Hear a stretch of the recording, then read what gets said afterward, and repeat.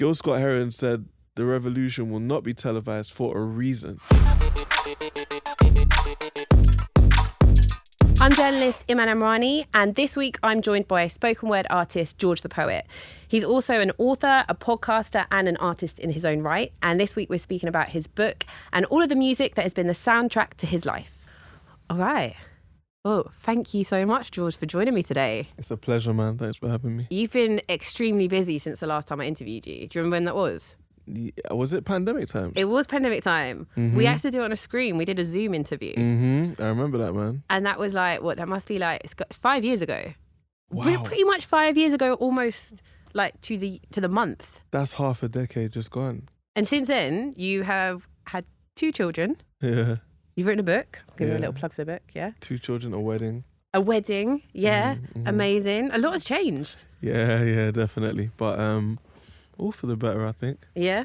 Mm-hmm. Feels like you've grown up loads. I mean, yeah, that's a lot of adulting that you fit into 5 years. It's the same for you.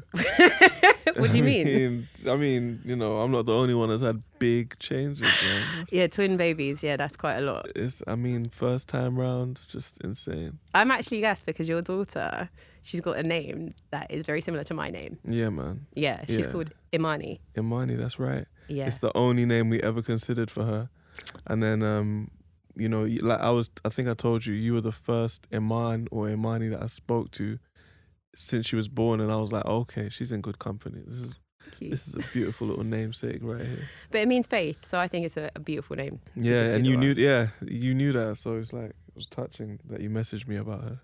So how are you feeling at the moment? Like, you've been very busy, you've got the new babies, you've got the book. Yeah, what's your kind of mood then at the moment?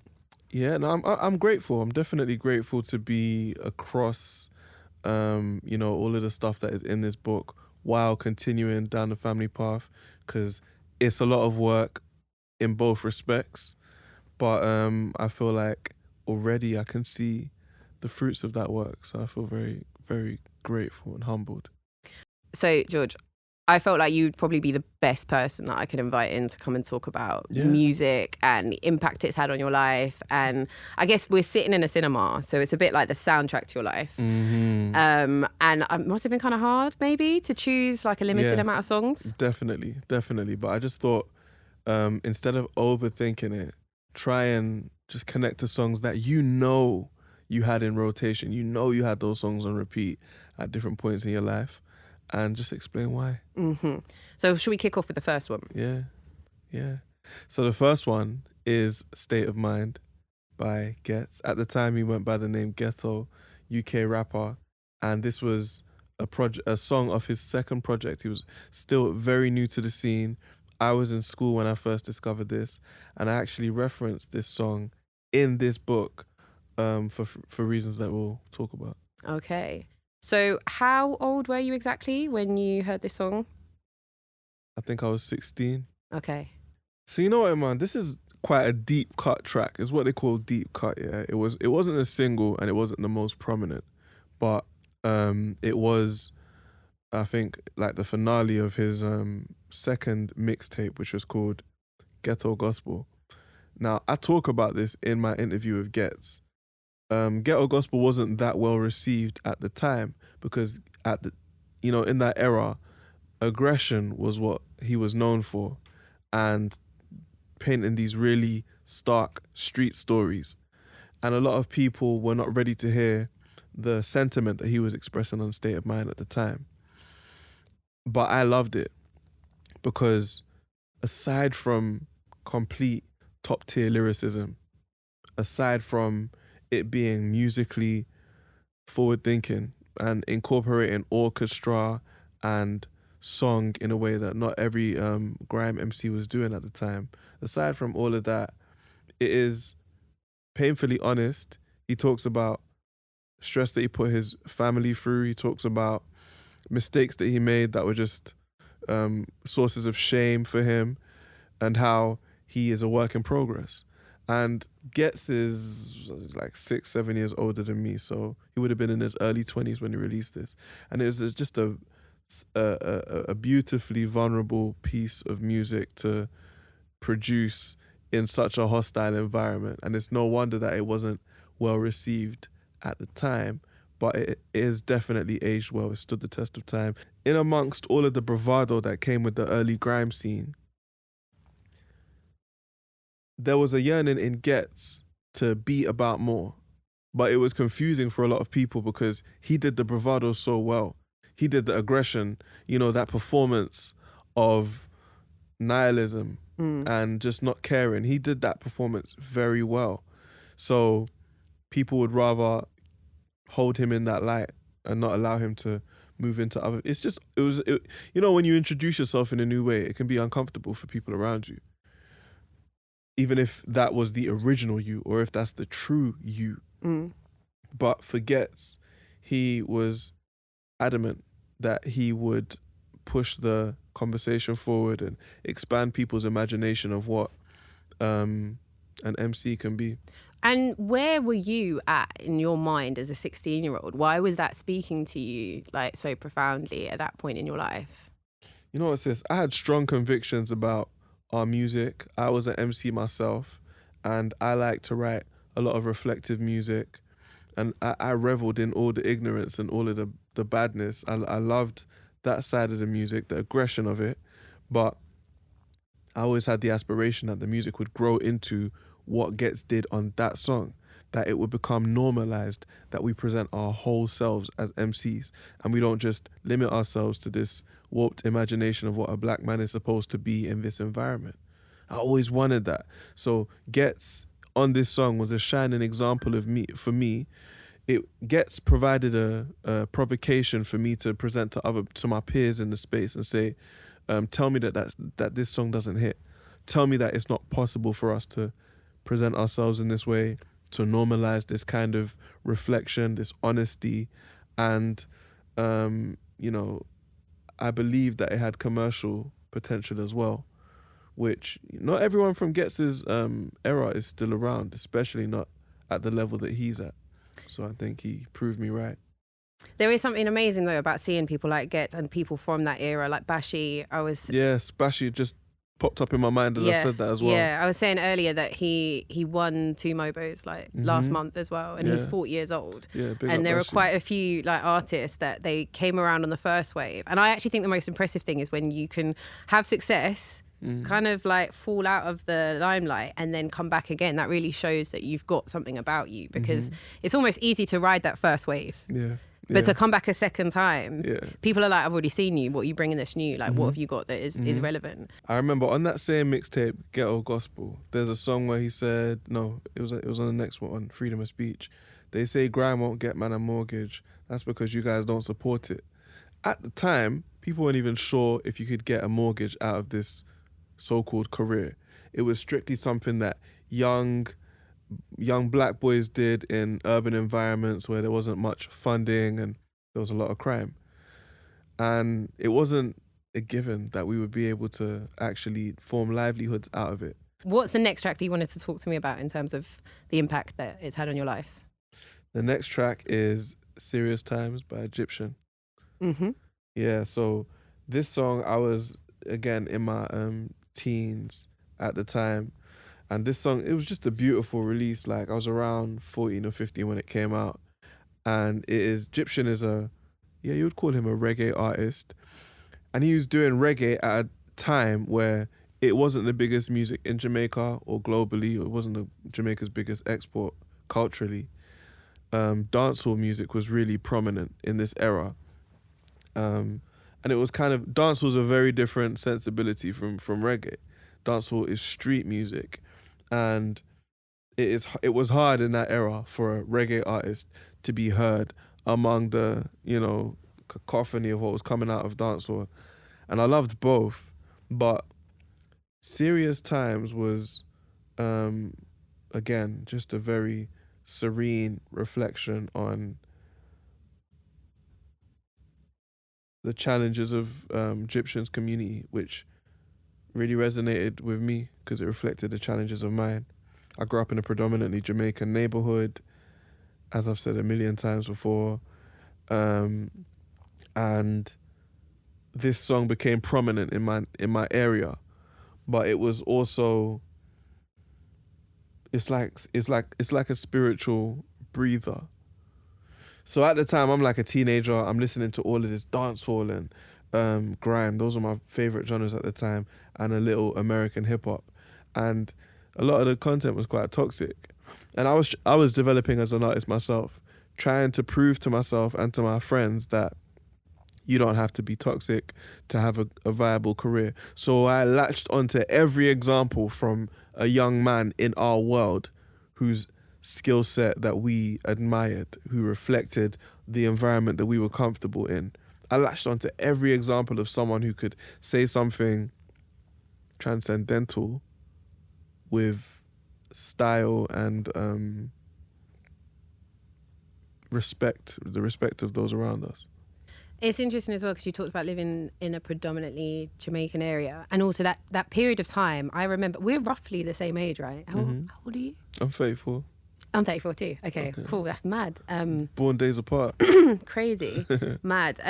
But yeah, so we're both 34, and I remember when I was at uni, the band came out with Oliver Twist, and that felt like it was the beginning of like that, like it was the Afrobeats movement, right? And I remember being at university and it being like, okay, so like the West Africans, they're getting represented. Yeah. You want a night out and it's like, are they going to play like Bashment and dancehall? Are they going to play Afrobeats? And you've got the people fighting out. At the time, it was neck and neck. Now it's not. Well, who's winning? Yeah, the West Africans, I feel like they've made themselves clear. Yeah, but Vibes is out now, so. Vibes is out, and I'm where, Vibes is a big part of the nostalgia as well, but Vibes is one man. At that time that you were describing, though, there wasn't really a lot of like West African music out. So I guess you had, as a reference point to be listening to black music that was coming out and it was fresh, it was Jamaican music. Yeah, and that was my neighborhood as well.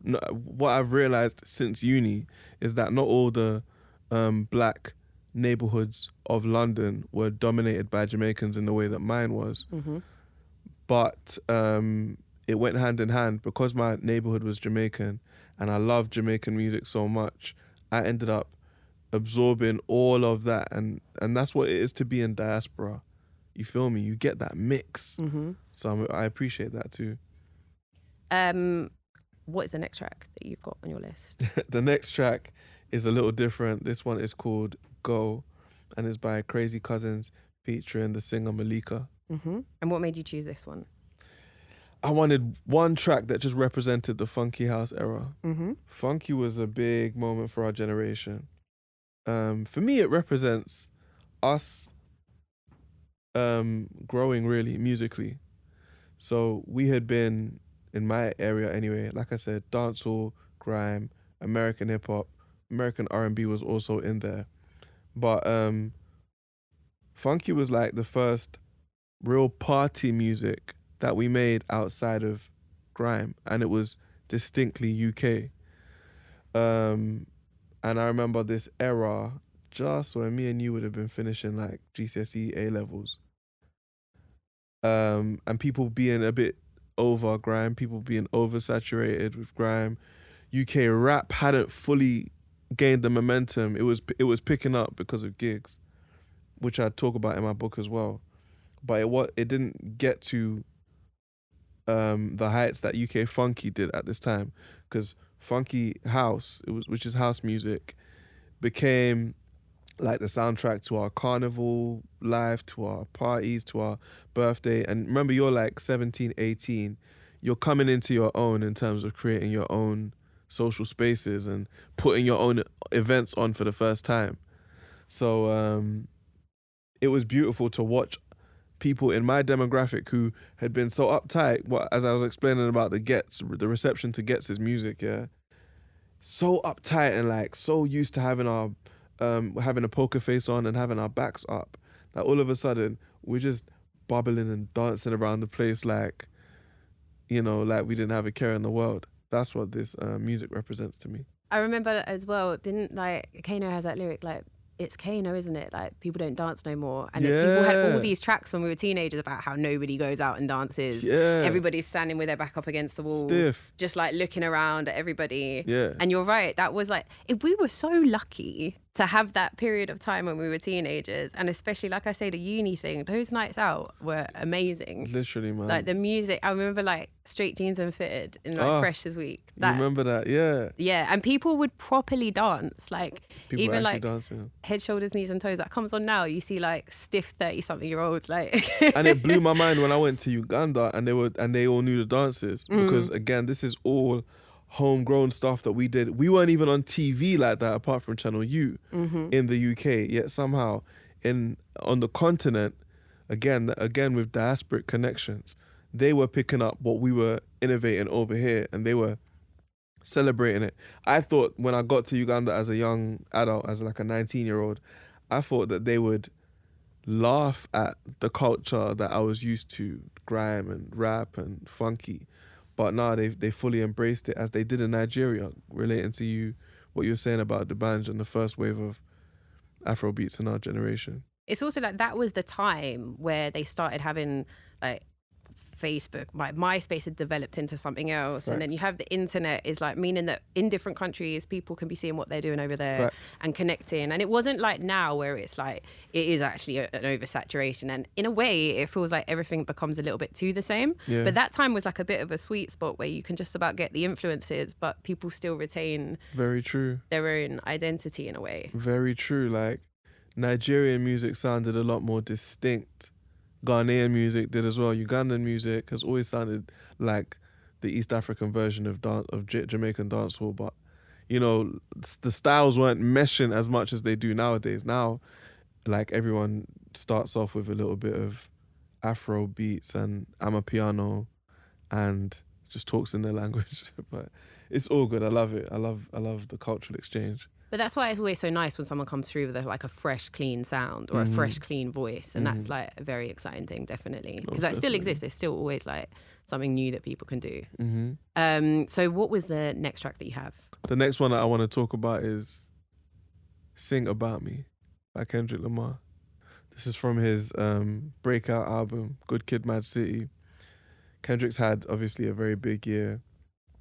And I was tempted to pick one of the songs from his latest album, but Sing About Me, if I'm being honest, I did a talk at a school yesterday and the kids kept asking me like what kind of rappers I'm into, and I talk about Kendrick because, you know, Kendrick has enough of a range for me to talk to kids about, right? It's not just like all one thing. And I was telling them that like Sing About Me was released before some of them were born. I was talking to year 7s to year 11s. But it is something for all generations and for all time. On the song, Kendrick plays different roles like he does in a few of his tracks. The first verse is written from the perspective of the brother of a friend of his who was unfortunately murdered. The second track is written from the perspective of the sister of a subject of his previous song, which looks at addiction and prostitution. And the third verse is written from his perspective. And he's talking about the dichotomy of memorializing these people in his songs. You know, tragedy, hardship, and then the artist's responsibility in all of that to be a mouthpiece. And it's a beautiful song. The production incorporates a string section that you know, you can have a song that you listen to the whole thing, but you know that the prize, you're listening for like the last 30 seconds. Sing About Me is like that for me. It's just the way it rounds off is so beautiful. But that song came to me at a time when I was in uni and I was developing as George the Poet. So I've moved on from rap at this time. And Good Kid, Mad City, that whole album was like a conceptual, what's the word? Gauntlet. He threw the gauntlet down and said, look, this is, if you really want to say something, take it there. Make the effort to talk from everyone's perspective. Shame yourself, because on the song, through the lens of one of these characters, he criticizes himself. He says, you know, like, what, you're telling my sister's story just for an album release, but, you know, you're not going to change my situation. These are the questions that I grappled with at the time, being a mouthpiece from my neighborhood, and I still grapple with them today, being a representative of not just my neighborhood, but, you know, a generation, my diaspora, the country that I'm from, all these things, right? So I love that he wasn't presenting a rosy picture of the artist's responsibility, but I also appreciate the effort that he went to make beautiful these other perspectives that were inherently damaged. In your book, quite early on, you talk about an example of like that uncomfortable situation that you find yourself in. It was the Longford lecture. You were asked to give a speech for them, and that's about prisons and prison reform is what you wanted to kind of speak about. You wanted to actually talk about, I guess, working with people in prisons, and then you did an interview with The Guardian, and they came out with a headline that just wasn't representative of your views and how you felt. You spoke about that, but this song you're saying came out when you were at uni. So back then, what were the kind of issues you were facing in terms of being a poet and like being, I guess, a spokesperson in an environment where you had to be careful about your integrity in the way that you spoke about things? Do you know what I mean? A lot of people would say that I'm creating problems that don't exist because there was no criticism of me at the time. But I knew people were becoming accustomed to me doing poems about hardship in my community. I was doing that for my catharsis and because among my cohort, certain things had not been said openly.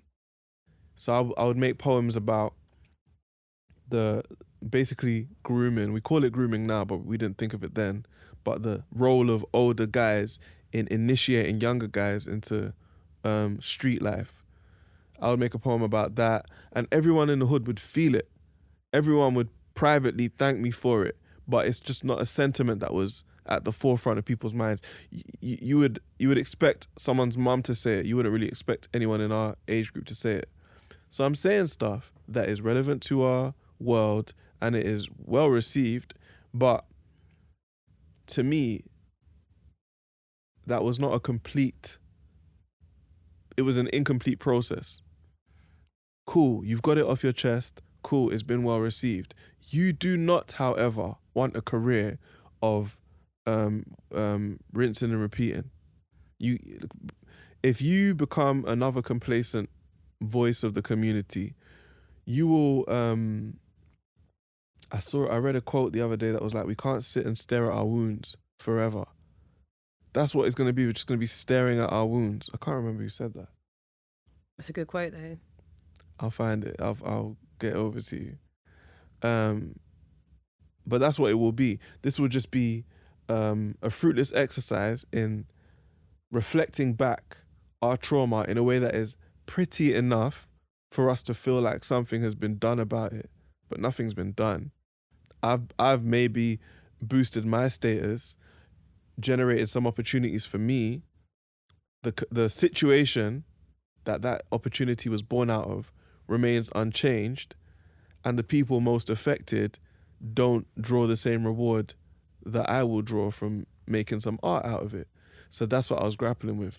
It's interesting because when you first said it, I wondered if it was because you know, being at Cambridge and in the spaces that you're in, there's also like a white audience that you're speaking to. So in one way, it's like if you're speaking about the issues that are in your community for a white audience, does it feel like you are, I guess, revealing the wounds to people who maybe don't understand or even need to understand? But the way you've described it is a bit deeper than that. It's about like, you know, even for yourself, why am I doing this? Like, what is the purpose and function of this? White audience notwithstanding, and interestingly, as I discuss in the book, at Cambridge, I wasn't even really performing to the Cambridge audience. I became a recluse. So I was in my room recording on webcam to put online and circulate on Facebook. And that was that's how it ended up really being a community thing. It was mainly black people that were engaging. And the one time someone from Cambridge did offer me some critique, they had a very good point, but it was like very, it was very awkward. They were saying, look, the picture that you paint of your community feeds into right-wing narratives that a lot of these white people around us, she was white herself, a lot of these white people hear this propaganda about your neighborhood, so you just want to be mindful. And I think I was defensive at first, but she was right, and that just added another layer of complication that I've had to navigate through for the rest of my career. And like throwing it back to Kendrick and the way that Kendrick does stuff, do you think that he succeeds in coming up with, like, I guess, that step further than just looking at the wound? And what do you think it is that he's doing that makes him successful in that? So I have been publicly critical of Kendrick in this respect, and I don't want this to be exclusive. It's not an exclusive criticism about Kendrick. It's just the state of artistry, of black artistry, of artistry within the neoliberal context. It is expected that we will profit from the trauma of our communities, especially as black diasporic artists. That's expected. No one expects us to create strategies beyond that. You monetize the trauma, you put on a somber face and talk about how you want the situation to improve, and then you move on with your career. Which is something that I've resented since I was a teenager. So I've been thinking about strategies beyond that for a long time, which is why now I've landed on use the artistic space to educate. And if you want to return to releasing short form music, whatever, you can always do that. But make sure when you are in front of the camera and you have their attention, give them tools to move beyond their current restrictions. Can I ask a question that's actually more relevant to the now? What did you think of his halftime show? Yeah, this is where I'm at with Kendrick right now as we speak. Like, I said this about the Drake beef though. I'm more interested in what is going to, what the result of this will be, because like, right now I can't see it. Mm-hmm. I don't look at the Drake beef or the halftime show as particularly constructive, you know, to the material challenges of the people that Kendrick represents. Mm-hmm. And I think they have the effect of placating the people, pacifying the people. Malcolm talked about this in very clear terms when he was critical of the March on Washington, talking about how there were entertainers being put front and center of the non-violent, I don't even want to call it non-violent, but how would, if it's not non-violent, being put front and center of the civil rights movement. Mm-hmm. And these entertainers wouldn't always be qualified to be opining on the situation. They hadn't necessarily explored the political reality or the political landscape. They didn't have the most robust analysis of what the community needed, yet they were being paraded around like they were the solution or they were the leaders. And Malcolm was just talking about how ridiculous it would be to imagine that white entertainers would be the leaders of the white community. And Kendrick, unfortunately, he's, you know, I don't even like criticizing artists in this way because I know that everyone is an artist on their own terms and I don't want to impose my expectations on them. But Kendrick is not, in my opinion, he's not really stepping up to the moment. Like, especially just the fact of doing a halftime show for the NFL already. You better come correct. If you're going to start it off by saying the revolution will be televised, what are you saying? Are you sure that the revolution will be televised? Because Gil Scott-Heron said the revolution will not be televised for a reason. Mm-hmm. There's only so much you can achieve in the space that he's in. Yeah, it was interesting. I mean, I love music and I'm very interested in, like, I guess the political connection that music has. That's very, very much why I've been interested in the work that you do. Right. And so there was a moment, I did think it was interesting when that halftime show happened, and then the next day Macklemore released that track, Yeah. which was all about what was going on in Palestine.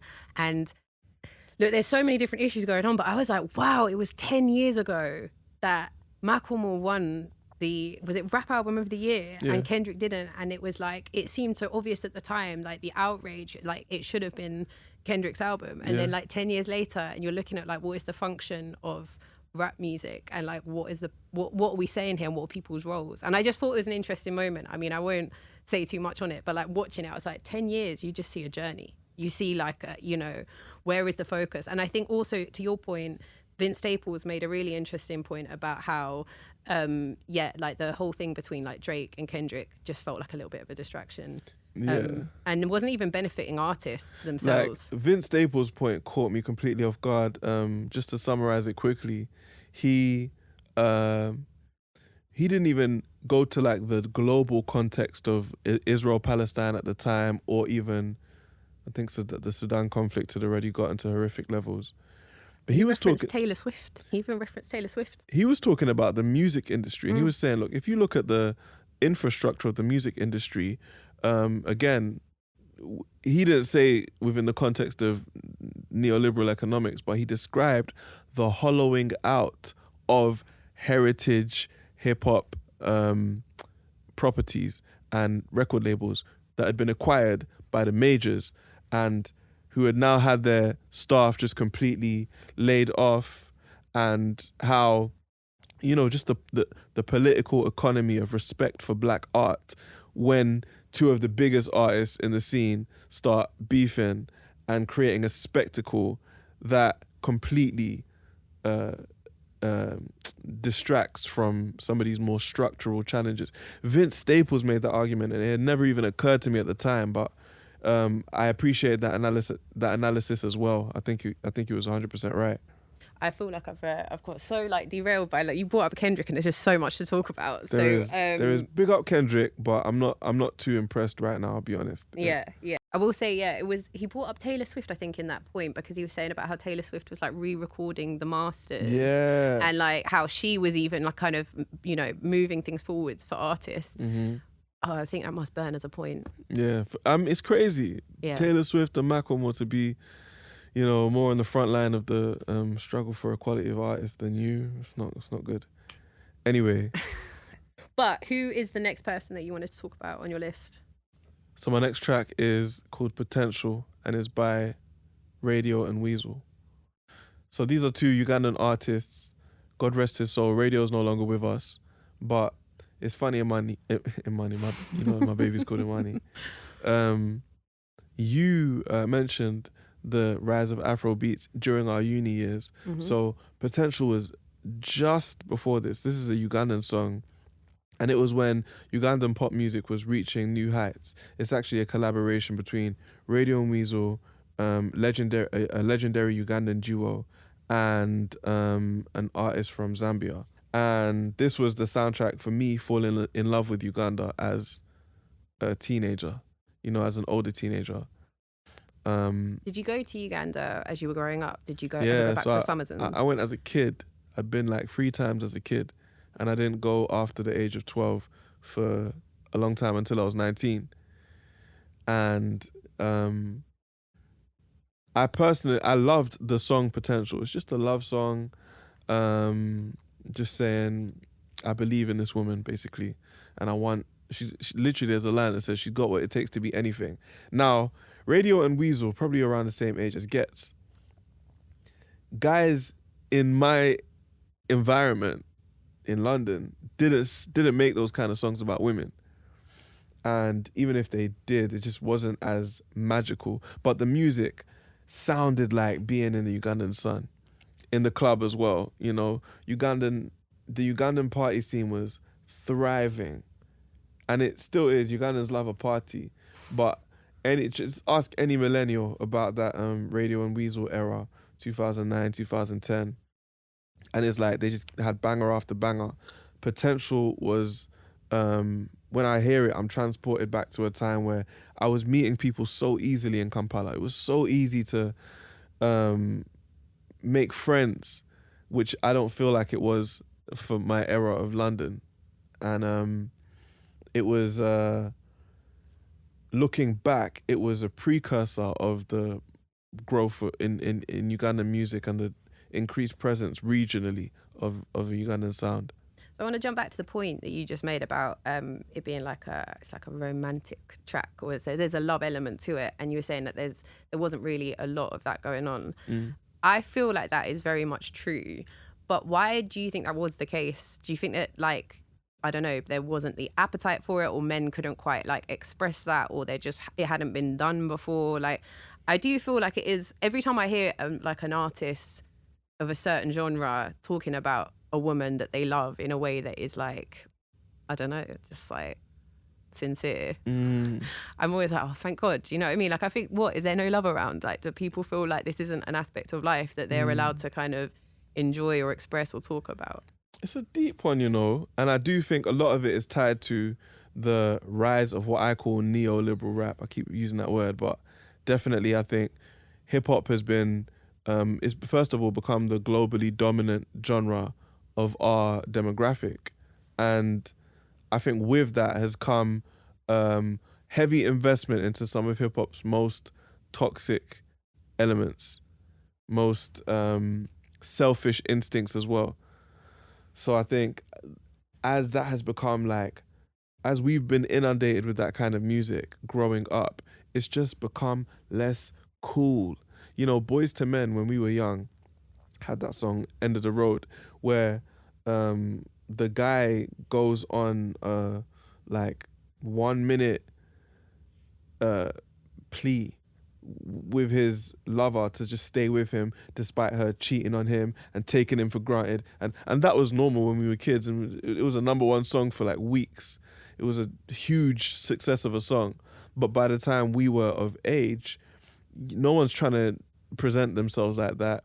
The girls weren't trying to hear it, the guys were not trying to be that kind of man, and R&B itself became a lot more, you know, macho. And I think that is all tied to the rise and to the over promotion of the most selfish and transactional kind of relationships championed in mainstream music, not just hip hop.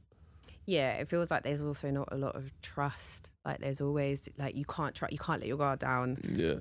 Like, and then when I look back at like some of the most prominent people of that era and what ended up being revealed about them, people like Puff Daddy and that, I'm like, I don't think it was a complete coincidence. And the more I learn about some of the decision making behind Hollywood and the music industry, I feel like not all of these changes are completely organic. Sometimes there's a level of coordination behind them. Yeah, that's a theme that you come back to in your book quite a lot. Where do you feel like you've kind of learnt the most about that or seen the most about it? Is it because of listening to music, or do you feel like you've actually seen, like, I don't know, behind a curtain in some way? Like, why has that become such a kind of radical point that you feel so strongly about? I think a combination of seeing behind the curtain in my own experience in the entertainment industry, but also having embarked on a PhD where I'm trying to articulate the political economy of the kind of media that we are into.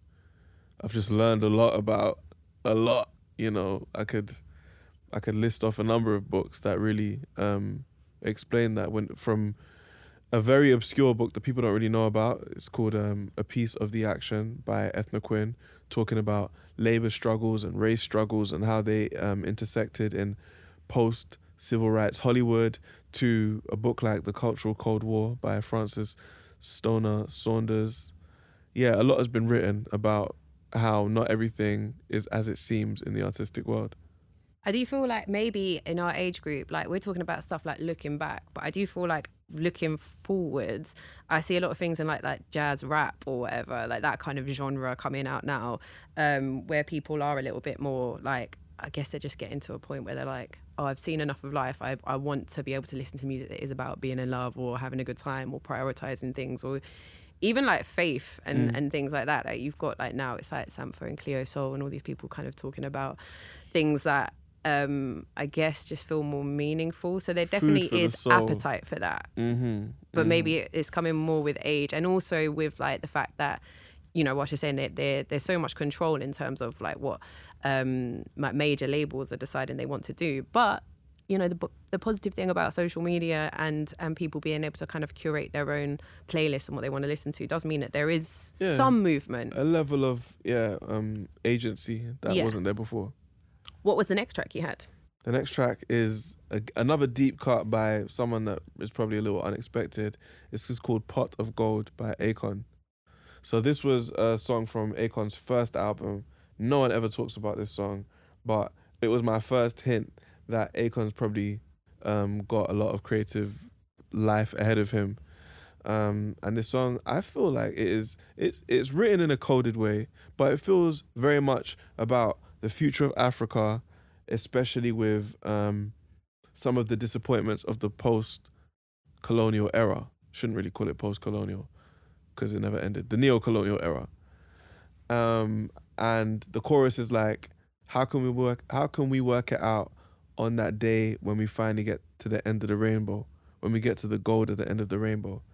And I remember I was like 13 when I first heard it. But I just knew what he was talking about. He didn't say the word Africa. He didn't say politics or economics, but it just felt like, yeah, even when we do get independence, when we do get our control of our economics, what state are we going to be in spiritually and mentally? It's mad because when you mention Akon, the lyrics that come into my head is like, I see you winding and grinding up on that pole. Isn't that terrible? Yeah, no, and I'm telling you, that is not your fault. That is not your doing. You're not just dumb. Like, but it is. That was the music that was like constantly on like the music video channels. Like that's what you would see. Whereas like Pot of Gold, like that wasn't really. You've never heard of that, have you? No, honestly, no. Like when I saw it on the list, I was like, oh, okay. Like I had a quick listen of some of the tracks that you sent over, and I was like, no, this wasn't the Akon track that I had associated with his name. Yeah. But now you've mentioned it here, so hopefully people will go look for it. Check it out and see what he became before, or see what he was before what he became. And what is the next track that you've got for us? This last track is called Running by Abby Asia. Abby is a singer that is, I think, born and raised in London. And I just discovered this song just trying to look for something that was kind of unknown at the time.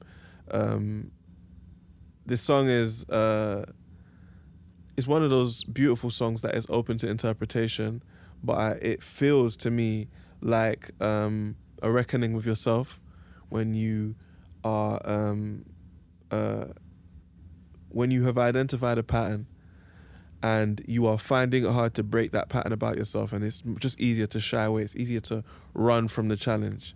But the song's beautifully made and it inspired me, it moved me so much when I first heard it that I put it on my podcast, which at the time was a new show that I was developing.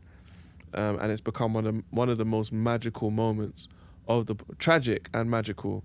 And big up Abby. She was not a very widely known artist at the time, and that song just was a reminder to me that there are diamonds all over the place if you're listening.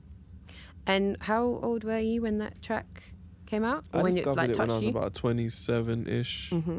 26. And was that around the time when you started doing the podcast? Yeah. Okay, cool.